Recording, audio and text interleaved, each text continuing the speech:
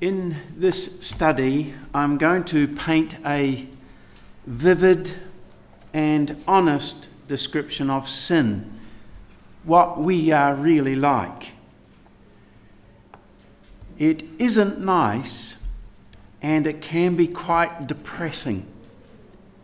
But what we've got to remember is that God does have an answer to all of this.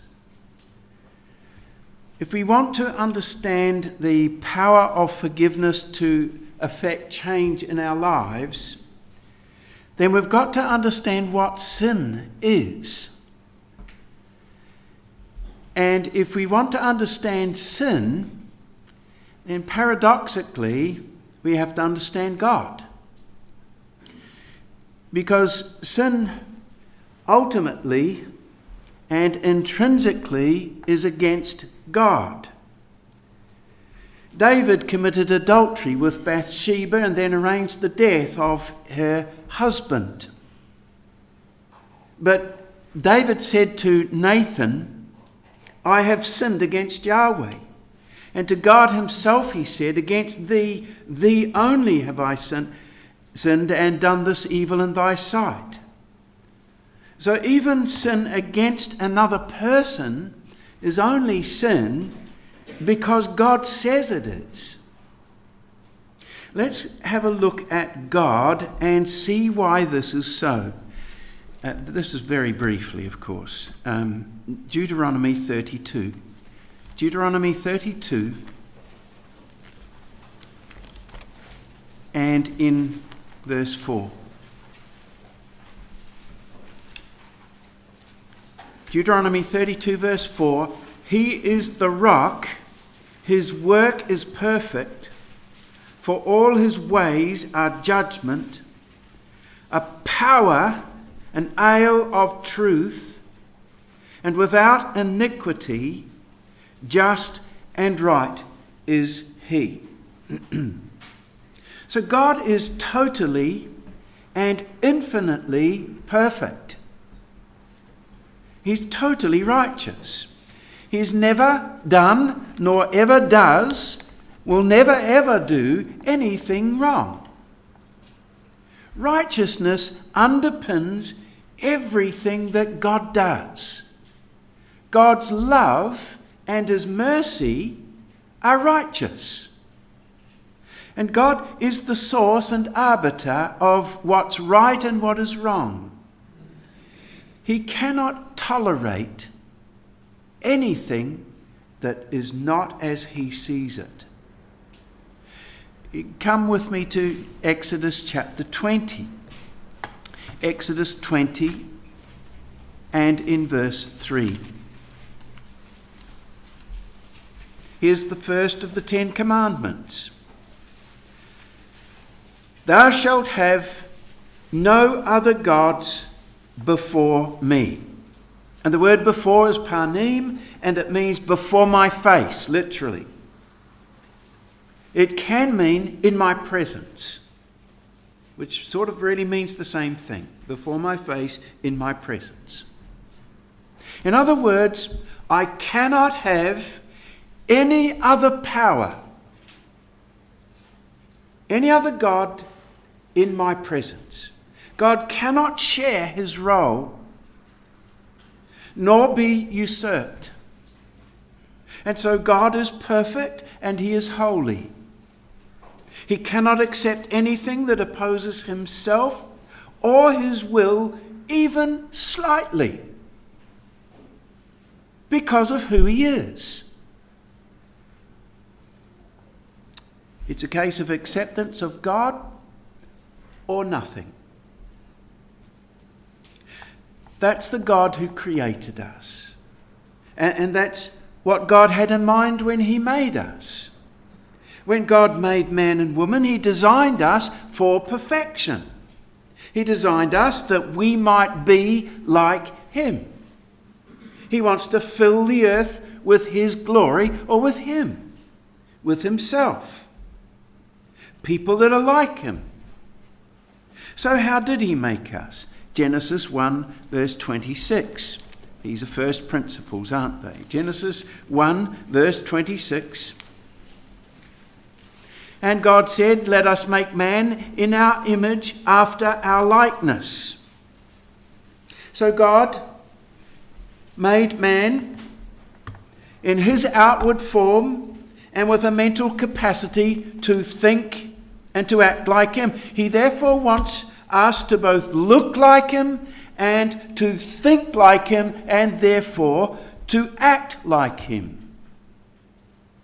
Now, God gave our first parents various other attributes, and there are many, but these are a few of those that the divine record highlights. He gave us free will, he gave us desires, and he gave us the sense of wholeness or security or well-being. He gave our first parents free will. That free will enabled Adam and Eve to think independently. And God gave them the choice to accept his will or their own. He also gave them desires. Now, this is a word that's often rendered in our Bibles as lust, but it simply means desires. These were legitimate desires because God made the first humans with these desires. And it says in Genesis 1 verse 31 that all his creatures before the fall were very good. It wasn't until the serpent beguiled Eve that these desires became what Paul described later as deceitful lusts. So what were they? Well, they were the same three things described in 1 John chapter 2, verse 16, and also in Genesis 3:6, as the lust of the flesh, the lust of the eyes, and the pride of life. They're like this. They were the desires of the flesh, the desire of the eyes, and the desire for worth. These were legitimate while they were under the control and motivation of God's will. These desires created in our first parents can also be seen like this. So we have basic physical needs or desires, such as the need to eat or drink, to protect or to preserve. We have the desire to see. We have this ability to see, even in our imaginations, something that animals don't have. To visualize, to set goals, to picture things in our mind's eye. God intended humans to extend the beauty of the garden throughout the world, to subdue it, it says in Genesis 1:28. And to do this would have meant creativity, resourcefulness, a vision of what was beautiful and what could be accomplished. Adam was to be inspired by the beauty of that garden that God created in Eden. And he also gave us a desire for self-worth, to see the labour of our hands and find pleasure in these things. Adam was placed in that garden to dress and to keep it, to show his own creativity and to accomplish things. We know that that's true because God gave Adam dominion over the lower creation, and he was the one to name them. So he wanted Adam to use this ability. But it wasn't for his self-glory. It was for the satisfaction in what God had given him to do. Before the fall, Adam and Eve felt no inhibitions. They could stand in the presence of the angels without fear. Something that men and women after the fall could not do. Adam and Eve were one with God. They felt loved by God and cared for. Their self-worth was derived from God, who made them to reflect him and to accomplish his will in this earth. He also gave us in this list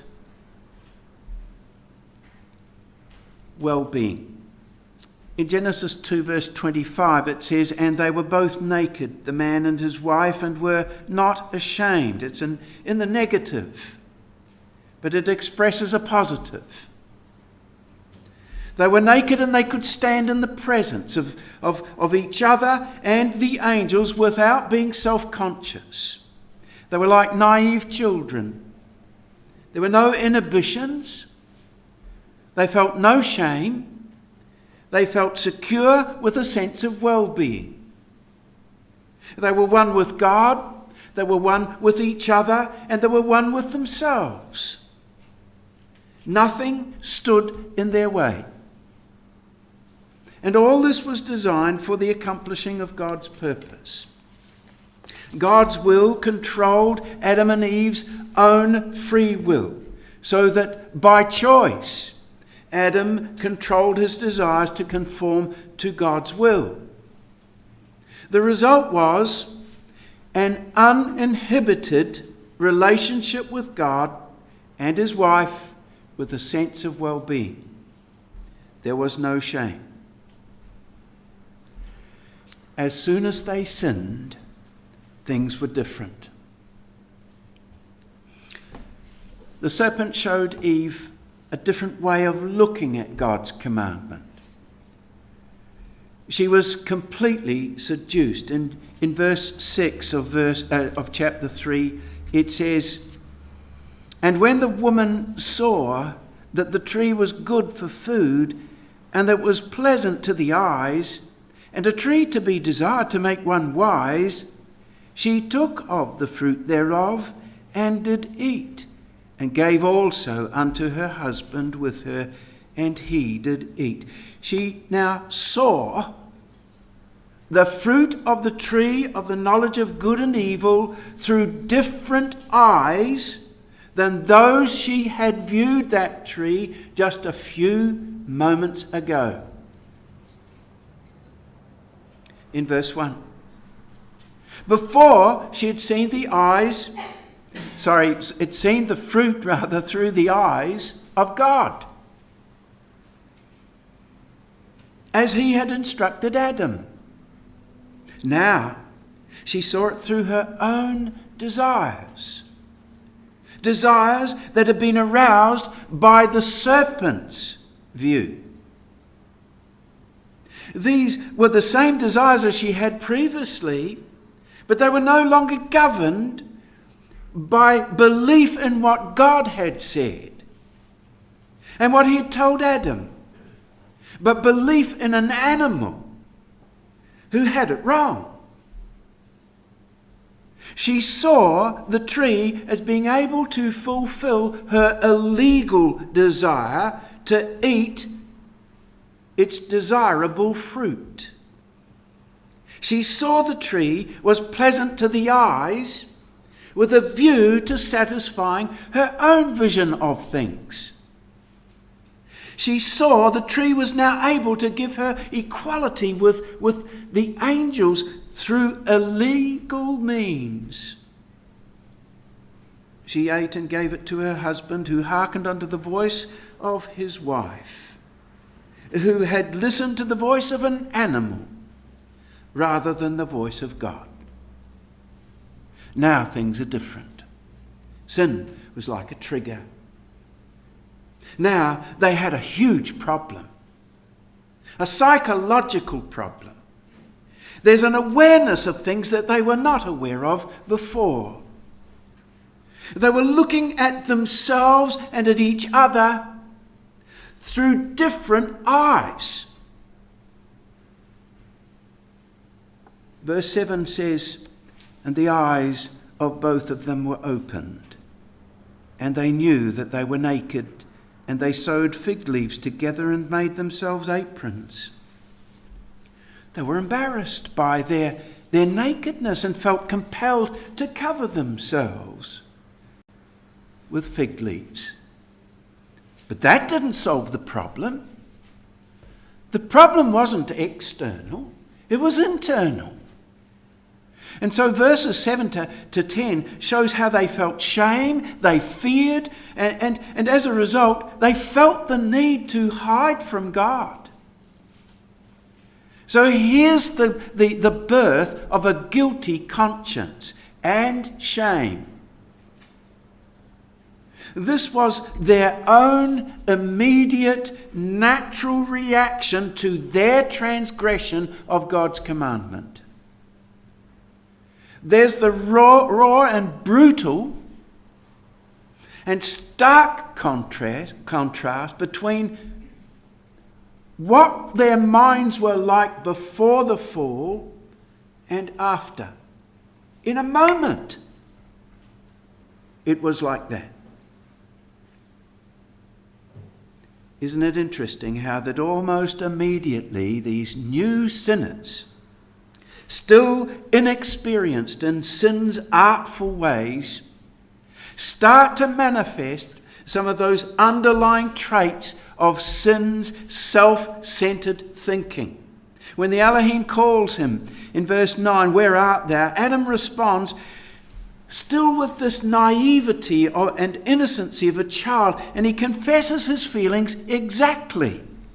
In verse 10, and he said, "I heard thy voice in the garden, and I was afraid because I was naked and I hid myself."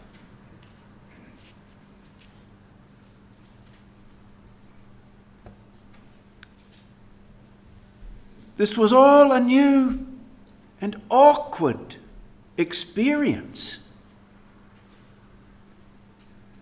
But when confronted with the ominous truth behind God's question in verse 11, "Who told thee that thou wast naked?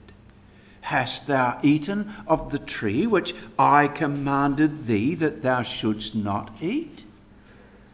Adam responds in verse 12, "The woman whom thou gavest to be with me, she gave me of the tree, and I did eat."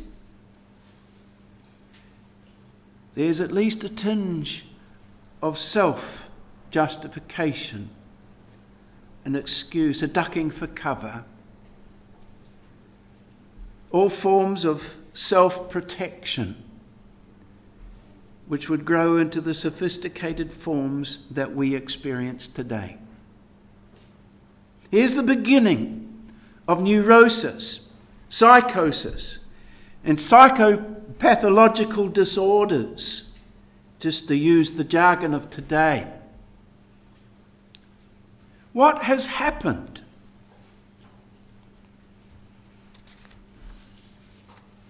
God's will is no longer controlling Adam's will or motivating it. Self-will is now giving choice and license to his own desires. And the result? A guilty conscience and shame. And shame, brothers and sisters, affects one's being like no other. Now here's what sin brought. These are first principles. Mortality and all that goes with that. Tiredness, weakness, sickness, sorrow, suffering, aging and death. It brought also the bias or proneness to sin and all that brings. The constant battle. You know, we know we do what we don't want to do, but we don't do what we ought to do, as Paul describes it in Romans 7. And there's yet another consequence of this, brothers and sisters. We know that mortality and bias to sin was passed on within human nature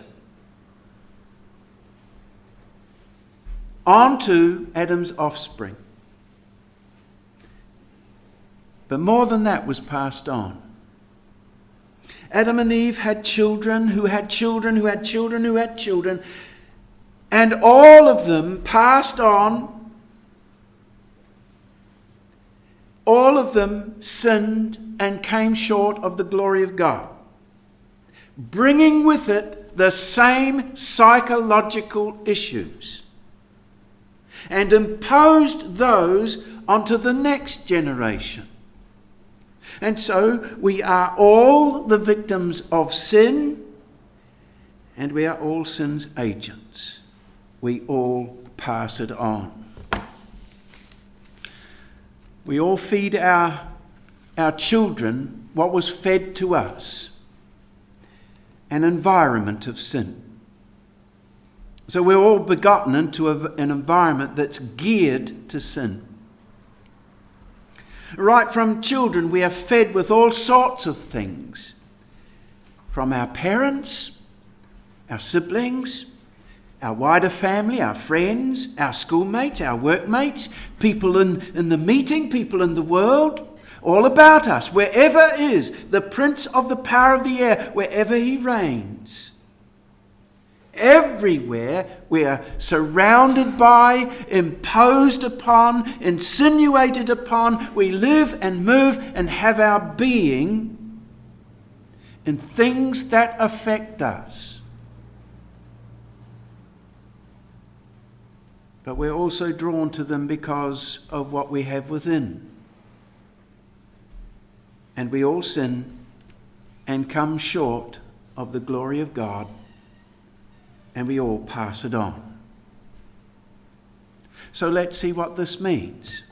The Bible very clearly describes sin and its workings to us. The Word of God parades sin from one end to the other, because it's all about the conquering of the great enemy, sin. Now let's look at how the Bible defines and describes sin and how it works. You know, the Old Testament in particular is rich with words to describe sin. There are, I'm told, over 50 words in the Bible. I've found many of them, and they're all very colourful words. Each word is like telling a story of its meaning. It's so wide in its application of its essential meaning. But there are 3 words, 3 representative words. All of those 50 words, all the ones that I found, fit under one of 3 categories of these 3 representative words. And here they are. They are often found together in passages about the problem of sin and forgiveness. And it's interesting because they tell a story. So we have the word that's usually translated sin, kata, and transgression, pesha, and avon, or avon as some pronounce it, avon. So, kata, it's usually translated, and there are several derivatives of this word as well, chet, kata, kata'a, and more. But they all are essentially the same meaning. It's usually translated sin, but not always. It has a wide range of meanings, but it essentially means to miss the mark. What is the mark that it misses? Well, the Theological Word Book of the Old Testament says this: in so acting, man is missing the goal or standard God has for him, is failing to observe the requirements of holy living, or falls short of spiritual wholeness. So God has set the standard, the rule, or the law. So what is that rule or standard? Well, it's Him. He can't accept anything else, can he? It's how He thinks. It's perfection. That's the standard, and He cannot ever lower that standard. He's written the rule or the standards in His Word, how He wants us to be. That's the standard, no argument. When we even accidentally break that standard, we miss the mark, or chata. The next word is transgression, is the word pesha, and is usually translated transgression, but it means rebellion. That's deliberately setting out to commit a forbidden act, like David did with Bathsheba.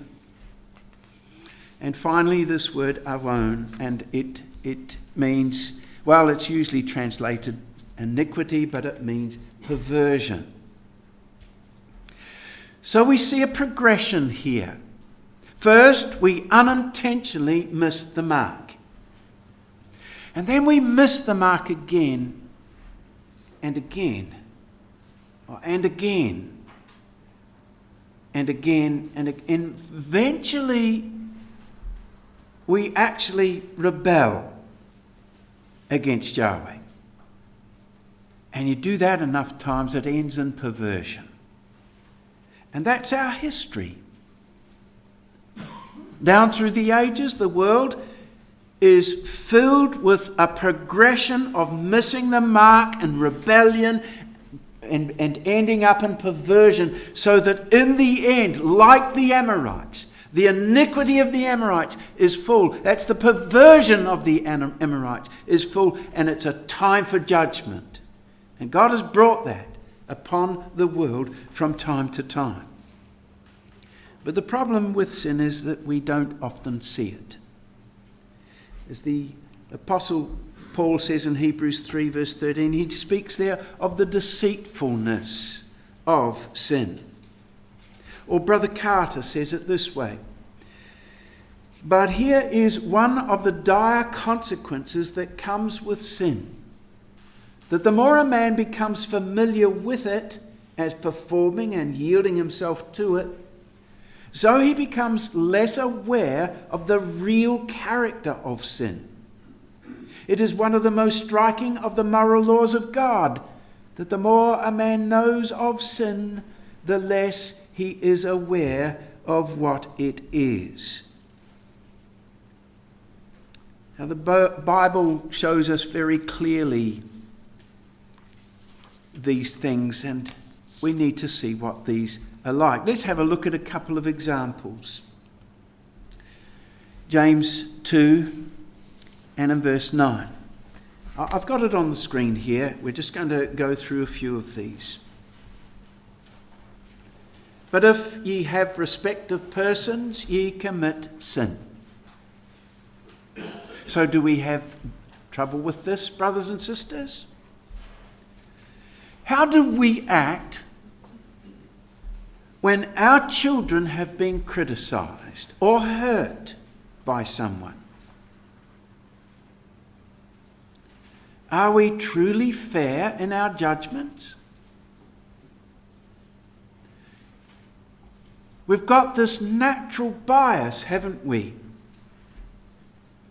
toward our own. It's natural to feel biased towards our own. So we excuse it. But the commandment is that we are not to have respect of persons. When a friend sins, or perhaps a relation,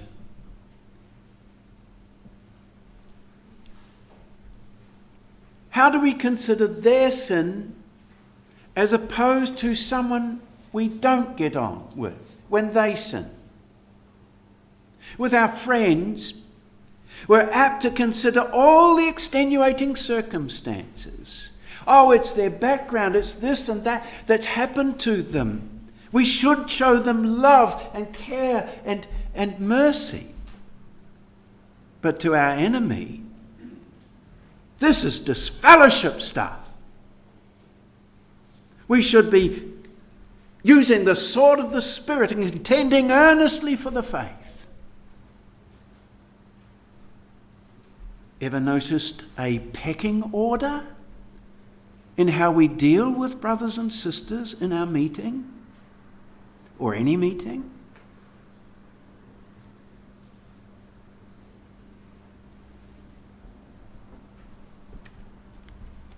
It's respect of persons. It's in us. And it's sin. And it's death.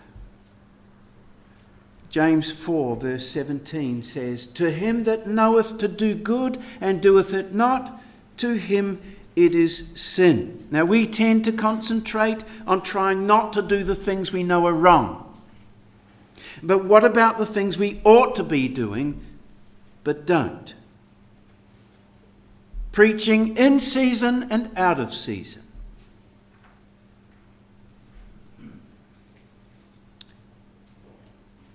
Hiding our light under a bushel. Not listening to gossip, but telling that person to go directly to the person you find fault with. Or having heard the details of something that a brother or sister has done and going to see them ourselves. Do we follow that commandment?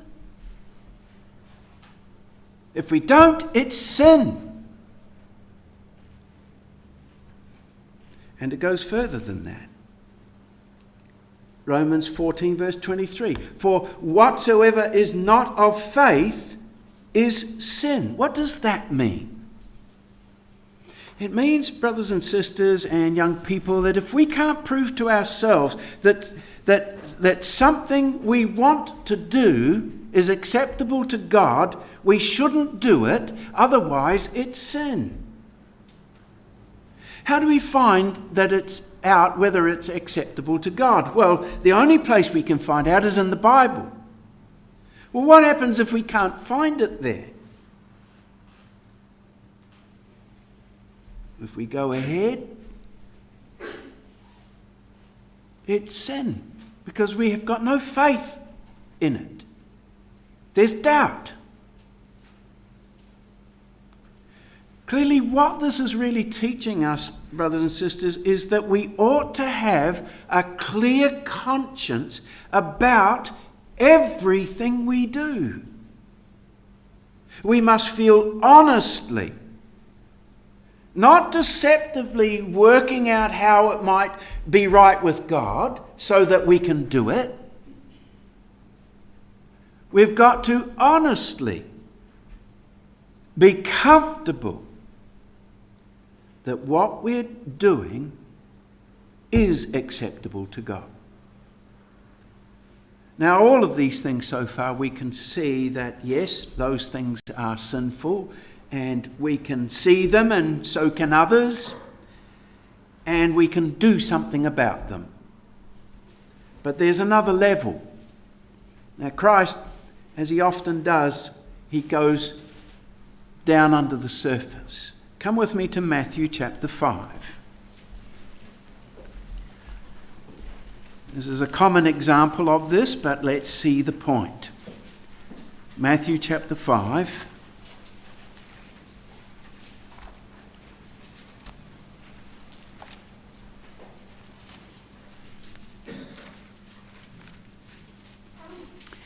And in verse 27. "You've heard that it was said by them of old time, Thou shalt not commit adultery. But I say unto you that whosoever looketh on a woman to lust after her hath committed adultery with her in his heart." So this is not merely an act of sin. It's a secret sin, perhaps even just a fleeting thought.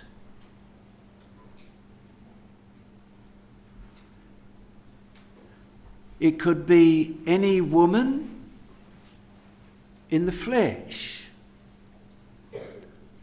or a photograph in a magazine or on a screen. That accidental touch, or just a glance, a chance meeting, the sort of thing that can happen in a moment. But because it's not the act, we feel excused.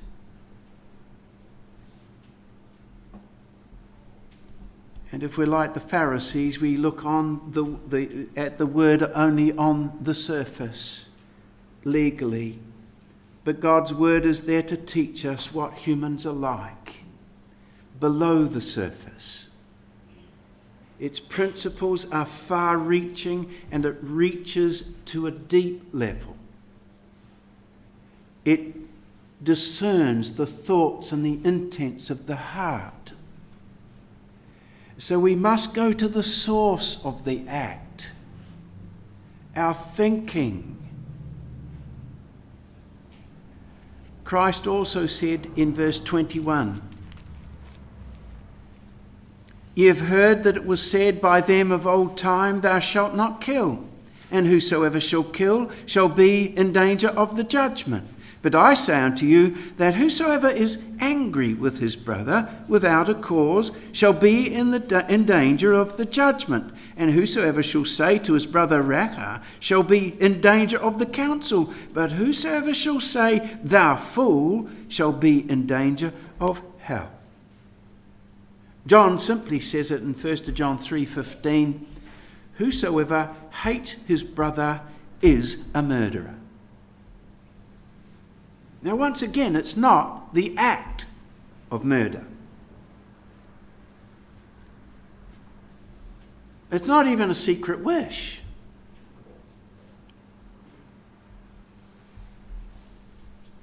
It's just our feelings about a person.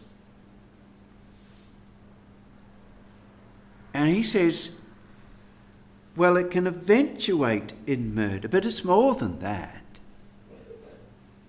You see, Christ gets us to assess the way we think and the way we feel about things. We've got to take the principle of the commandment and we've got to apply it to every strata of our lives, into the way we think. So we say, well, I don't get on with my brother, but I'd never murder him. Well, Christ says, when you belittle your brother, you call him a fool, a moron.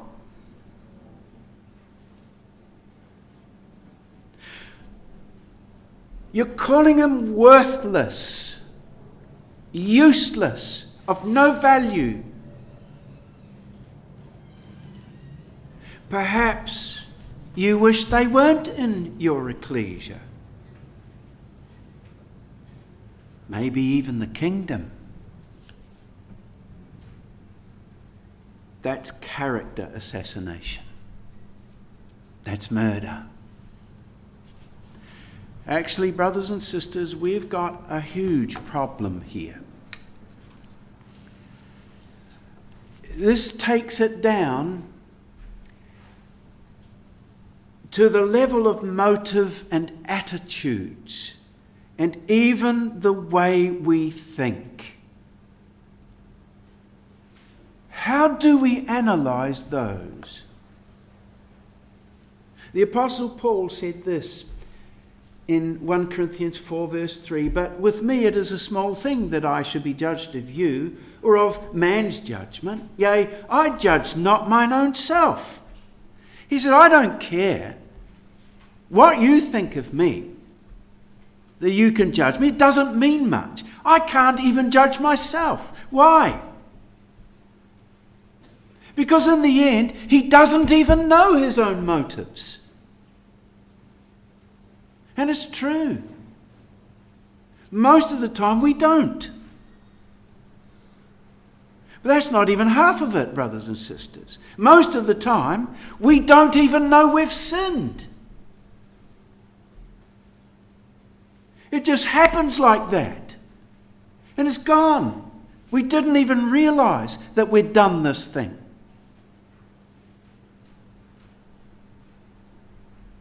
We could be doing something for a widow. And we're doing this thing privately, and our motive is good and all well-intentioned. and we happen to notice a brother driving by who's seen us in the act of helping out this sister. And there's this fleeting moment of pride. We feel a sense of good wash over us. And it's gone just in a moment. And we carry on. We may not have even noticed it. It's all done to make us feel good. But we've sinned. We didn't even notice it. That's against God.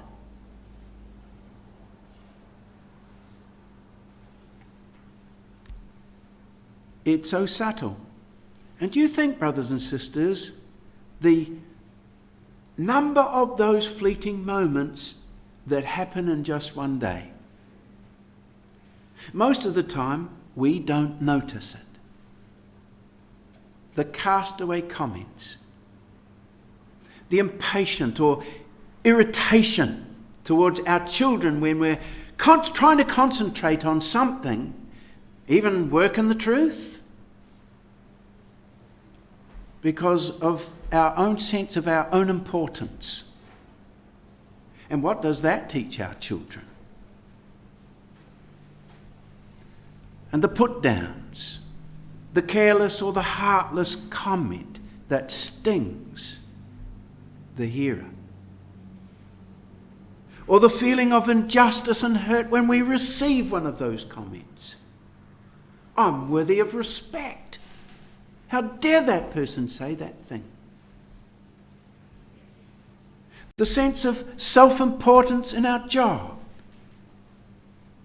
The sense of superiority because of some position or skill that we may have. Somebody may have complimented us. The sneaky practice. The little white lie that helps us get out of some sticky situation. Now, all of these happen so fast, so frequently, we don't notice them. But they're part of our lives, brothers and sisters, and they're sin. How bad is this? Most of what we do is by habit. Continual sins committed, even fleetingly, become habits. And that's why it seems to happen without us even thinking about it. Habit drives thought into the subconscious, and it becomes part of us. Part of us. Our character.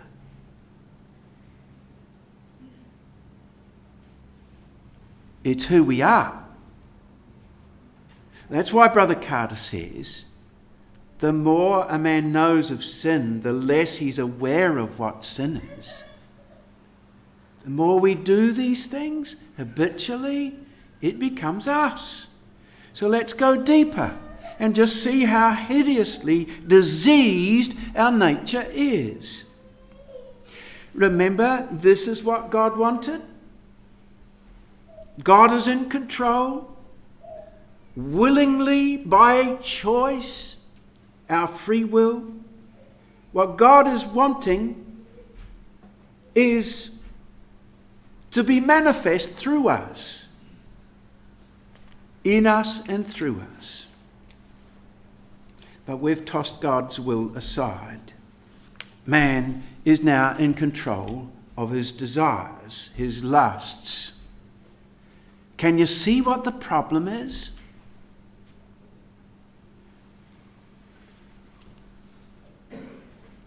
It's self. That's the beam that our Lord spoke of. It's what blinds us. It's in the road. Self-centeredness. When we look at the three lusts, there's one governing factor. It's self. the self-will is in control. Self now governs the desires, so that it no longer needs but wants, yea, demands self-fulfillment. That's what Eve did. She saw things from her own point of view. And a self-will or self-desire, not a desire towards God's will. It's self-centeredness. And isn't that true? Here's what the Apostle Paul said, I had not known sin, but by the law, for I had not known lust, except the law had said, thou shalt not covet. But sin, taking occasion by the commandment, wrought in me all manner of concupiscence. For without the law, sin was dead. What's the problem? Well, the law said, thou shalt not covet. But I said, I want to. That's all it is. But I want to. That's self. Self wants it. Self doesn't like being told what to do. Self wants to be in control.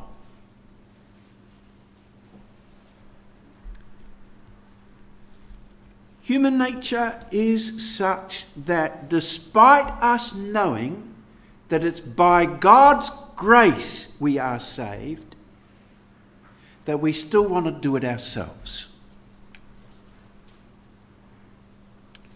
Truth? It's true. We want to be in control of our own salvation.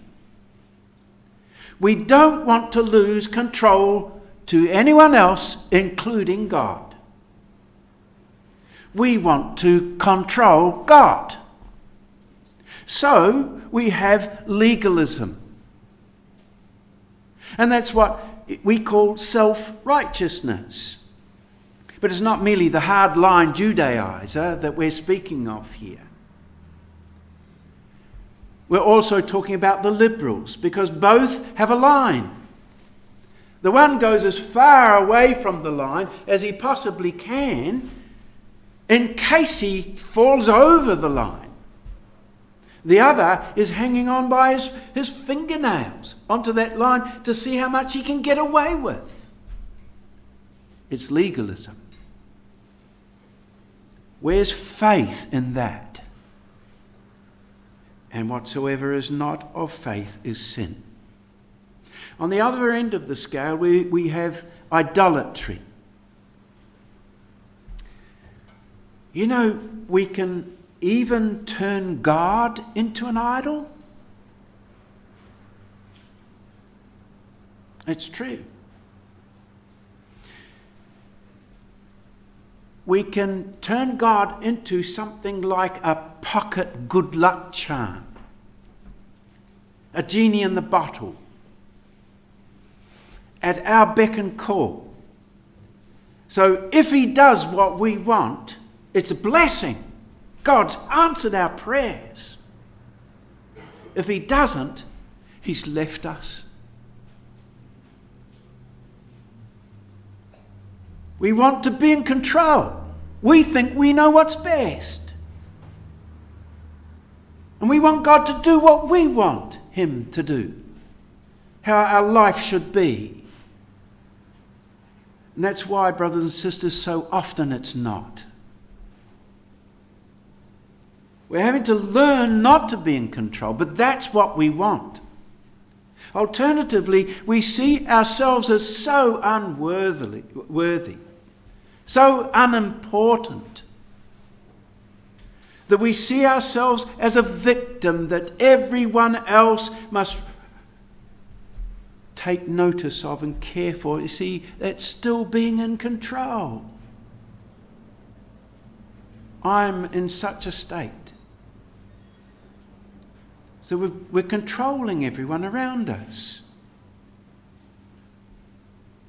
The issue is, brothers and sisters, that we're trying to deal with our problems within ourselves We want control. We want to fix the problems, the hurts, the pains,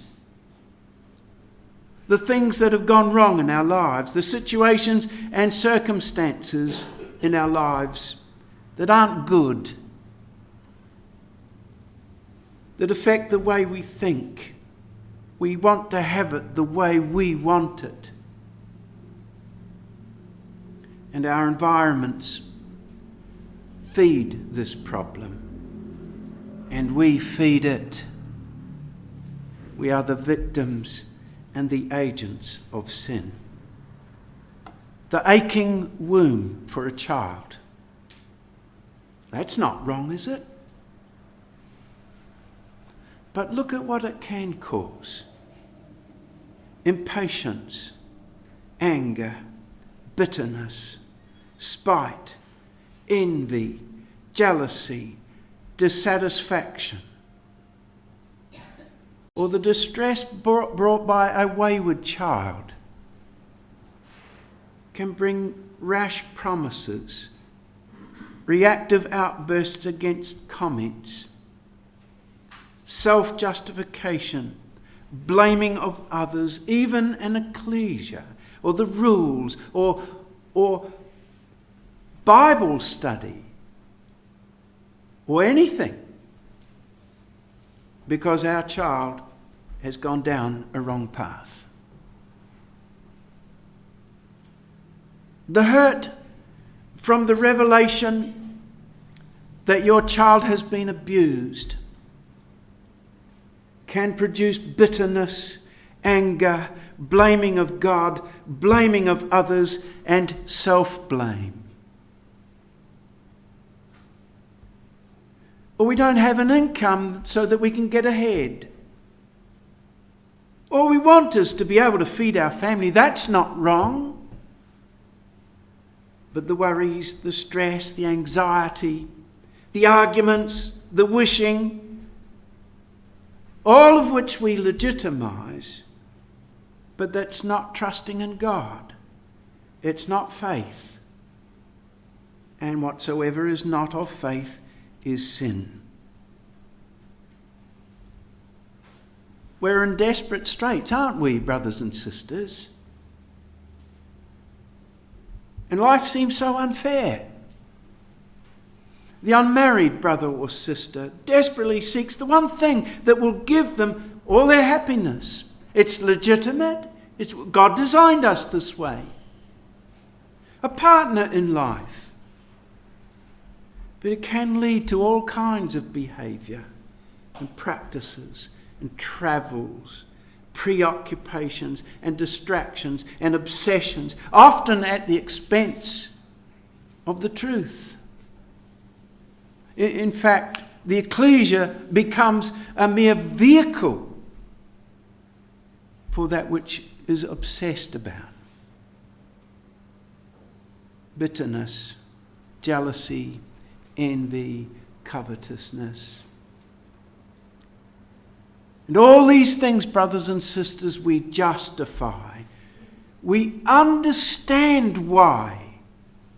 We don't blame ourselves or others for feeling this way, because it seems understandable to feel these things. But it's sin. And we mess things up in our lives. And we bring all these things with us and we superimpose them on our children. And they pass it on. Not always in the same way. In fact, they often react. And they try to do it a different way. But it's all self, saying, well, I'm not going to be like them. Or, well, if they do it, then I can. It's all me and I. It has nothing to do with God.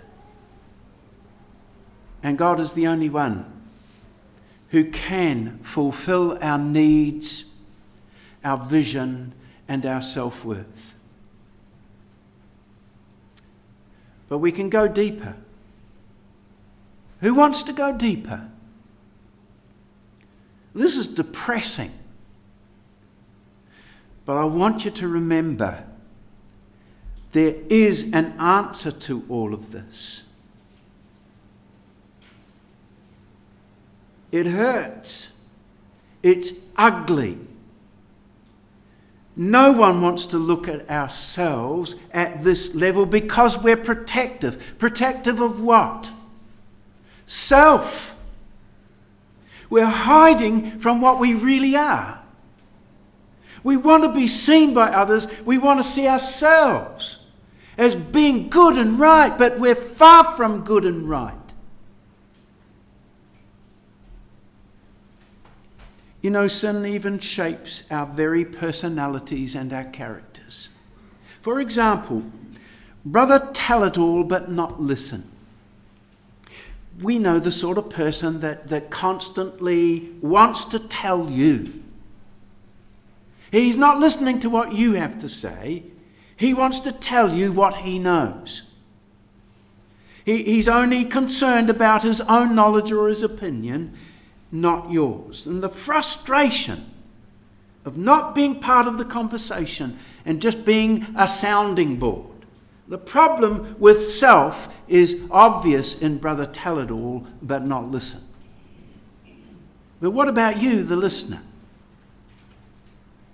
That feeling of frustration is often a desire for self to be recognized. Both of these can become personality traits.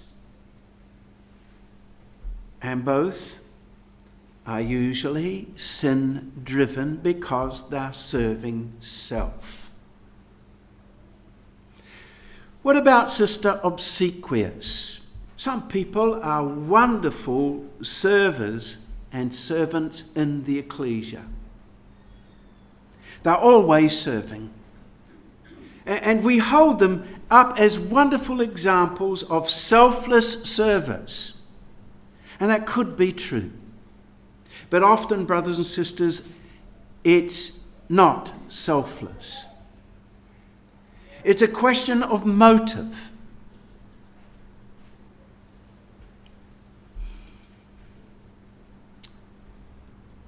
It could be because they want to serve God, or it could be part of their characters to serve. And is it a part of a character formed from past events in their lives, or is it the Word of God?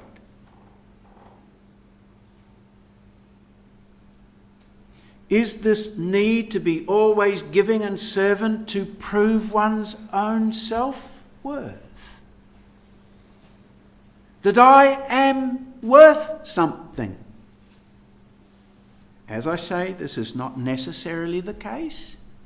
So I'm not asking you to sit down and work out who are the servants, and I'm just painting a picture of human nature and the problems it causes us.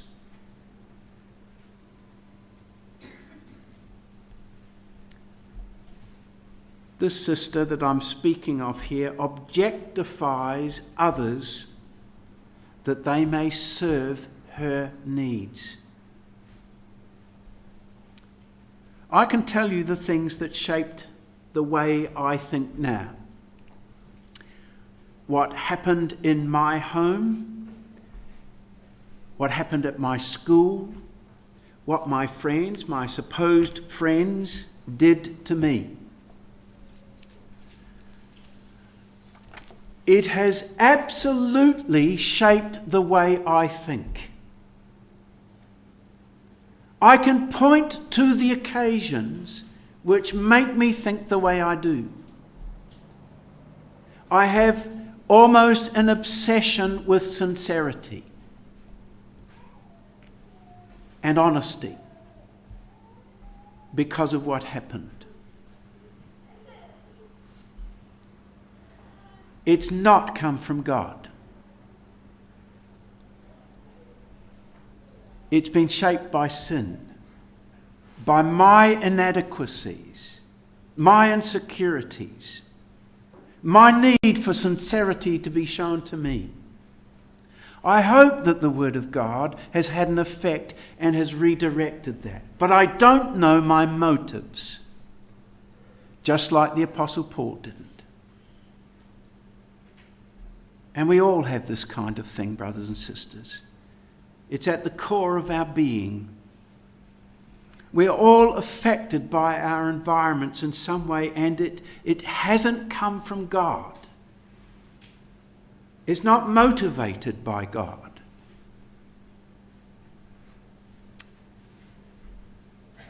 Again, the sin is behind our insecurities.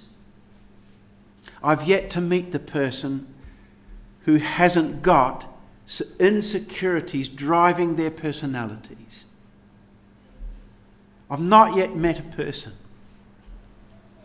When it's really analysed, you can work it all out. We can all. I'm not talking about psychobabble here or any getting into that kind of thing. I'm just saying that is just analysing where I've come from.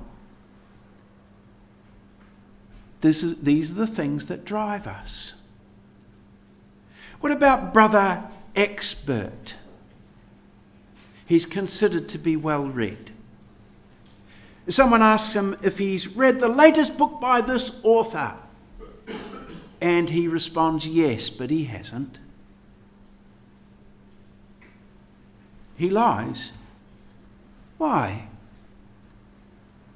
Because he's protecting the reputation he feels he has. He feels shame, and he tries to cover it. Why would he feel shame? Because he's built up his own protective estimation of who he is. It's weird, the things we do like this. Sin has corrupted all of what God intended in the beginning. It's all skew-whiffed now. It's all motivated out of self and the desire for control. And shame produces hideous outcomes. Brother and sister sensitive, you know they don't like criticism. Well, most of us don't, but we know that constructive criticism is helpful and it helps us improve. But brother and sister sensitive, they can't accept criticism full stop. They're usually the ones that can dish it out though, but they can't take it. It's always taken as an attack on their whole self, them as a person, not what they've done on them. So their whole self is shamed. Husband, darling, why don't you add some of that white sauce to the cauliflower tonight? I know you don't like my cooking. Really? It was just a simple request, but it's taken as a personal affront. Her whole sense of worth has been attacked and belittled. Why? Brother or sister perfectionist, hands up. I confess. Some people are really gifted and have an aptitude for certain things, or they have developed a skill. And they get it right because of their skills or their natural ability. But perfectionists do it for another reason. They've got to get it right. It's an obsession. They'll stick at it until they do get it right, no matter how long or whatever the cost. Why? Well, we can clothe that with striving for excellence, doing it for Christ's sake, being the best we can be, all of these words. But that's not the motive behind the perfectionist. They've got to have it right for self-worth. And usually it's protecting some deep-seated insecurity about not having accomplished something, or always being criticised, or not meeting the expectations of parents or teachers or bosses, whatever it is. It's sin motivated. Or what about brother or sister happy disposition? Always laughing, or enjoys a joke. Always cheerful no matter what. They always see the good in people and circumstances. You never see them unhappy. In fact, they don't like to hear of unhappiness. They're always joyful in the Lord. And we're really envious. But it's not always as it seems. What drives the happiness? Of course, there are brothers and sisters who, because of genuine thankfulness, are motivated by the truth. It's not up for us to discern this, but we can recognize this. Or to judge, I mean. It's not up to us to do that. But often, when we get behind the facade, and that's what it can be, this person is hiding some deep unhappy experience.